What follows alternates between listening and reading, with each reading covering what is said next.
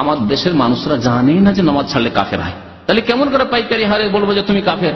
ও তো জানে না, ও মনে করে যে নামাজ ছাড়া। আমার দেশের মানুষরা মনে করে যে মদ খাওয়া নামাজ ছাড়ার চাইতে বড় পাপ, ঠিক না? গাঁজা খাওয়া, জুয়া খেলা, এগুলি নামাজ ছাড়ার চাইতে বড় পাপ। জুয়া জীবনে খেলবেন না, কিন্তু নামাজ পড়েন, জানি না। অথচ সমস্ত গোনার চাইতে বড় গোনা হচ্ছে নামাজ ছাড়া, শিরকের সমান গোনা। একটা লোক কবরে সিজদা করলো, মূর্তিকে দুর্গাকে সিজদা করলো, হিন্দুদের মন্দিরকে সিজদা করলো, আর একটা লোক নামাজ ছাড়লো, দুটোই সমান, কোনো পার্থক্য নেই। বেনামাজির হুকুম কি? বেনামাজি কারা? এদের কাফের বলা যাবে কি? যারা দুই ওয়াক্ত নামাজ পড়ে এক্ষেত্রে বিধান কি? বেনামাজি হচ্ছে দুইটা জিনিস। বেনামাজি আল্লাহ তাআলা আল্লাযীনা ফাওয়াইলুল লিল মুসাল্লিন আল্লাযীনা আন সালাতিহিম সাহুন গাফিলুন, অলস, মানে যারা নামাজের প্রতি কোনো গুরুত্বহীন, নামাজের প্রতি গুরুত্বহীন, এরাও বেনামাজি। এবং যারা ওরা তো বেনামাজি, যারা নামাজ অস্বীকার করে, এবং যারা নামাজ মানে না, পড়েই না মোটে, এরাও বেনামাজি। তাহলে তিন ধরনের হলো, একটা অস্বীকারী, একটা হলো পড়ে না, কিছুই বলে না, বুঝায় না, আরেকটা হচ্ছে গাফেল, বোঝা যাচ্ছে। এই তিনটাই বেনামাজি। এই তিন ধরনের বেনামাজিরাই কিন্তু কাফের, এদের কেউ বাধ্যকতা নেই। কিন্তু নামাজ পড়ে, মাঝে মধ্যে ছুটে যায়, আবার আফসোসও করে, তওবাও করে, ক্ষমাও চায়, এরা কাফের না, এরা হচ্ছে গুনাহগার ইমানদার। এরা হচ্ছে গুনাহগার ইমানদার। নামাজ পড়ে না একটা বিরাট গোষ্ঠী পাবেন, কোনোদিন নামাজ পড়ে নাই, অথবা জুমার নামাজে আসে কি জন্য?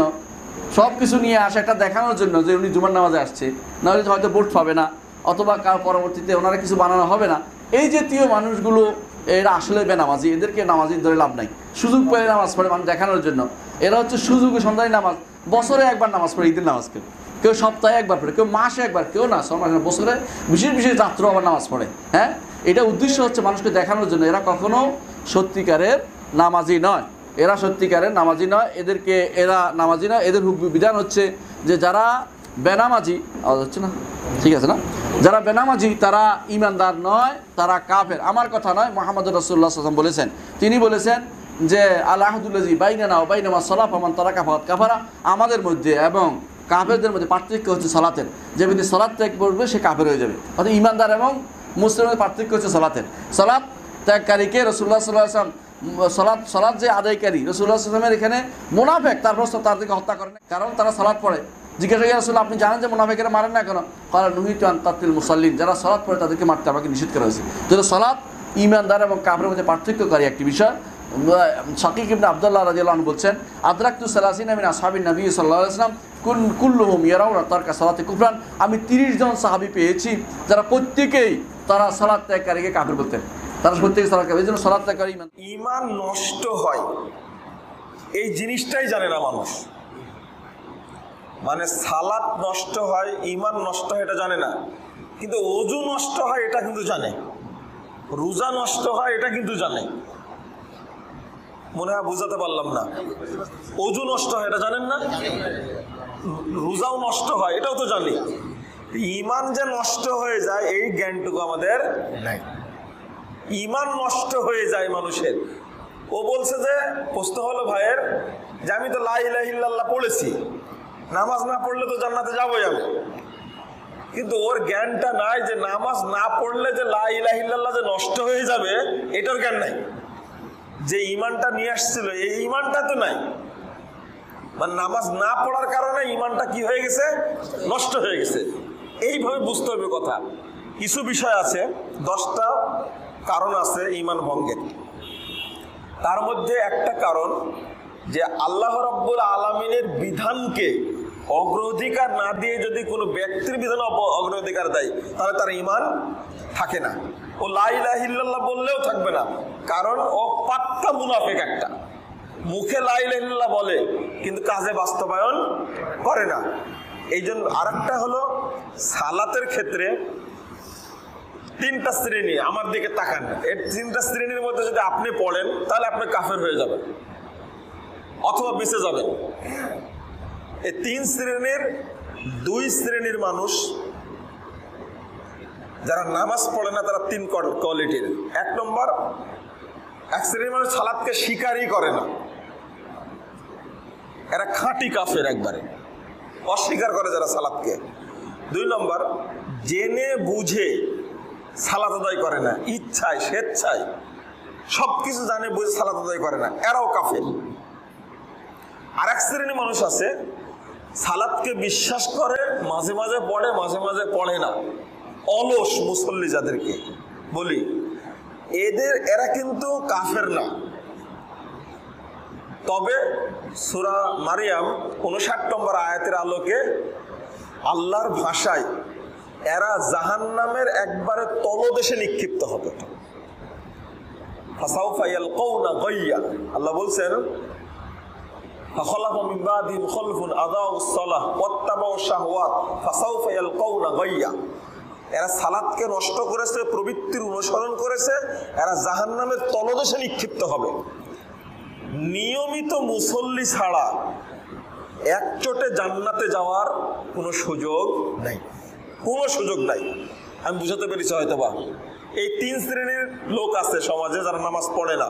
এক শ্রেণী কেবলমাত্র তাদের কাফের বলা যাবে না, যারা সালাত মাঝে মাঝে পড়ে, মাঝে মাঝে পড়ে না, সালাতকে বিশ্বাস করে, অলসতায় পড়ে না, তবে তারা মরে গেলে জাহান্নামের একেবারে তলে যাবে। এই পাপের প্রায়শ্চিত্ত ভোগ করার পরে যদি ঈমান ঠিক থাকে, কালেমাটা যদি ঠিক থাকে, তাহলে কোথায় যাবে? জান্নাতে যাবে। আর এই দুই শ্রেণীর যারা সালাতকে অস্বীকার করেছে তাদের ঈমানই নাই, যারা জেনে বুঝে স্বেচ্ছায় সালাত আদায় করে না তাদেরও ঈমান নাই, তারাও কাফের। এই দুই শ্রেণীর মানুষ কাফের, এতে কোনো সন্দেহ নাই। আশা করি নামাজ ইচ্ছাকৃতভাবে ঠান্ডা মাথায় যদি কোন মুসলমান না পড়ে, সেই ব্যক্তিকে অনেক ইমাম, অনেক স্কলারগণের গবেষণা অনুযায়ী ইসলামী শরিয়ার দৃষ্টিকোণ তারা যেভাবে ব্যাখ্যা করেছেন, কোরআন হাদিসের আলোকে তাদের যে ইস্তিহাদ তারা পেশ করেছেন, তার আলোকে তার ঈমান থাকবে না, সেই ইসলাম থেকে খারিজ হবে, অমুসলমান হয়ে যাবে। এর বিপরীতে ইমাম আবু হানিফা রহমতুল্লাহ আলাইহি সহ অনেক ইমামের মত হলো, যদি কেউ ইচ্ছাকৃত নামাজ না পড়ে কিন্তু তার মধ্যে অপরাধ বোধ থাকে যে আসলে নামাজটা পড়া উচিত, আমি না পড়ে ভুল করছি, ইনশাল্লাহ ধরে ফেলবো, ইনশাল্লাহ শুরু করব, আল্লাহ আমাকে মাফ করুক, এই মেন্টালিটি নিয়ে যদি কেউ নামাজ ত্যাগ করে, তাহলে সে আল্লাহর জমিনের সবচেয়ে বড় খারাপ কাজ করলো, সবচেয়ে বড় কবিরা গুনাহ করলো নামাজ ত্যাগ করার মাধ্যমে, শিরকের পরে সবচেয়ে বড় পাপ। কিন্তু এর ফলশ্রুতিতে লোকটা কাফের হবে না, যেহেতু তার মধ্যে নামাজ পড়া যে আবশ্যক এই বিশ্বাস তার অন্তরে আছে। সেজন্য এই এক ফতোয়া, এটার কারণে আমরা অনেকে বেঁচে গেছি। কিন্তু মনে রাখবেন, নামাজ না পড়া এটা অমুসলমানের চরিত্র, এটা কোনো মুসলমানের চরিত্র হতে পারে। মুসলমান অনেক উল্টাপাল্টা করতে পারে, হয়তো শয়তানের প্ররোচনা প্ররোচিত হয়ে করে ফেলেছে, এটা হতে পারে, কিন্তু মুসলমান ঠান্ডা মাথায় নামাজ পড়বে না, এটা হতে পারে না। অতএব ভাইরা আমার, নামাজ পড়তে হবে। মুসলমানের মার্কাই হলো মসজিদে যাওয়া, নামাজ পড়া পুরুষ মানুষ। আর মসজিদে যান না, নামাজ পড়েন না, এটা মুনাফিকের মার্কা, বেঈমানের মার্কা। আল্লাহ তাআলা আমাদেরকে নিয়মিত 5 ওয়াক্ত নামাজ পড়ার তৌফিক দান। না পড়লে জান্নাতে যাবে কিনা, এর আগে আরেকটা প্রশ্ন আছে, নামাজ ইচ্ছাকৃতভাবে ছেড়ে দিলে মুসলমান থাকবে কিনা। আমরা যদি কোরআন কারীম এবং সহিহ হাদিসের আলোকে চিন্তা করি, তাহলে স্বীকার করতে বাধ্য হব যে নামাজ যিনি পড়েন না ইচ্ছা করে, তাকে মুসলমান বলে গণ্য করা কোরআন এবং সুন্নাহর আলোকে খুবই কঠিন। এটা অনেক হাদিসে কোরআনের আয়াত ওটা বোঝায়। মুসনাদ আহমদের একটা সহজ ছোট্ট কথা, যে সাহাবায়ে কেরামগণ কোনো পাপের কারণে মুসলমানকে কাফের মনে করতেন না। মুসলমান পাপ করতে পারে, কিন্তু নামাজ তরককারীকে তারা কাফের মনে করতেন। এরপরও যে ব্যক্তি নামাজের গুরুত্ব স্বীকার করে, নামাজ না পড়া কঠিনতম পাপ, আমি খুবই পাপী এই চেতনা সহ যে ব্যক্তি নামাজ আলসেমি করে কাজা করে, সেই ব্যক্তি মুসলমান থাকবে বলে ফুকাহারা অনেকেই বলেছেন, আমরাও বলি। তবে যে ব্যক্তি মোটে নামাজ পড়েন না, ওই ব্যক্তি এই পর্যায়ে থাকে না। যে ব্যক্তি মাঝে মাঝে নামাজ পড়েন, আলসেমি করে কাজা করেন, তিনি পাপী বলে নিজেকে অনুভব করেন। কিন্তু যিনি নামাজ মোটে পড়েন না, তাকে যদি বলা হয় নামাজ পড়, তাহলে সে বলবে যে আরে নামাজ পড়ে কি হবে, ও নামাজ পড়ে হচ্ছে আমি ভালো আছি, অথবা নামাজ না পড়লে কেউ আমার ইমান ভালো আছে, আমি ভালো মুসলমান। আর নামাজ বাদ দিয়ে ভালো মুসলমান হওয়া যায়, এই চিন্তা করলে আর মুসলমান থাকাই যায় না। নামাজ পড়ে নামাজির চেয়ে বেনামাজি কোনোভাবে ভালো হতে পারে, এই চিন্তা করলে আর মুসলমান থাকা যায় না। এটা হলো প্রথম বিষয়।